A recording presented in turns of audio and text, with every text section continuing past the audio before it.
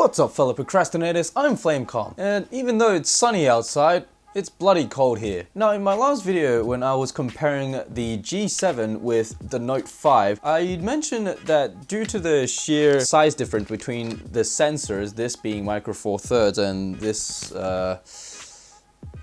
16mm, I'm not sure, but all phones I think have the same sort of small camera sensor in there.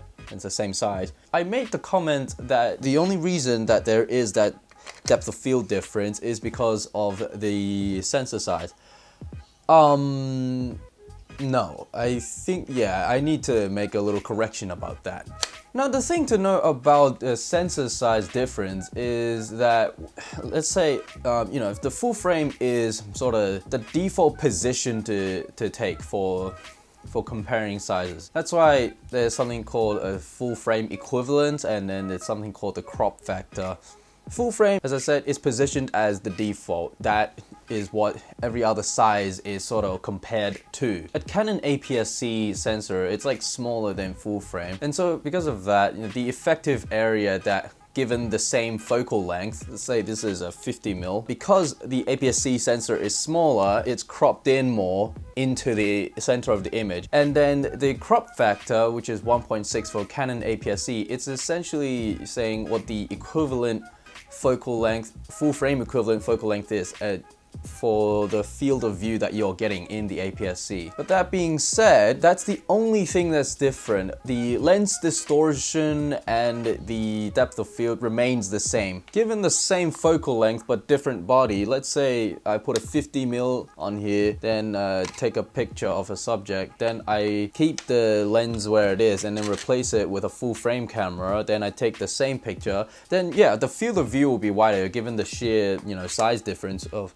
the sensors, but the aperture and lens distortion, they're still the same. If I take a look at the full frame picture and then I crop into my first camera's field of view, then you will notice that the background blur is still the same, exactly the same. When there is a bigger sensor size, the field of view is bigger because it's able to see more. That's why the subject would be further away, and so we, the photographers or the videographers, would have to move in closer to the subject. And there is that thing about, you know, distance between camera and subject. The closer it is, the more shallow the depth of field is. So yeah, it's not the size, it's the size making the people, you know, position themselves differently relative to the subject, which is what affects the depth of field. And usually it's just make them move closer, therefore blurrier background. And so going into this has a smaller sensor than this, obviously. And as I said in the video, Micro Four Thirds is a small size, but it's still large enough. Yeah, about that. I suspect this sensor is small, therefore the focal length is very short, so therefore they give it a very wide angle. And when the focal length is short, then the depth of field is more wide. Yeah, when you're going wide open, then everything is in focus. I'm gonna assume the people in here know that. But yeah, I hear that Samsung just makes their camera maybe like f1.8 or f1.7. I don't know what the widest aperture is on here.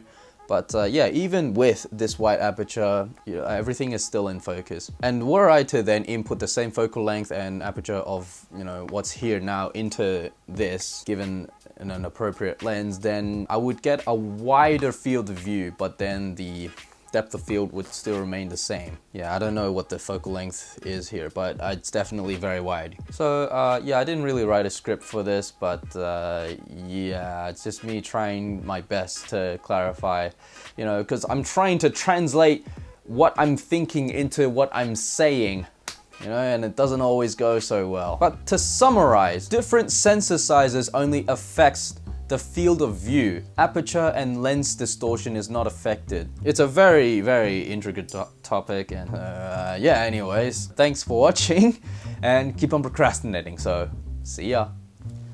Oh, and one more thing, my next video, I'll be talking about Micro Four Thirds and why I love Micro Four Thirds now, basically. So anyways, yeah, thanks for watching and keep on procrastinating, so see ya.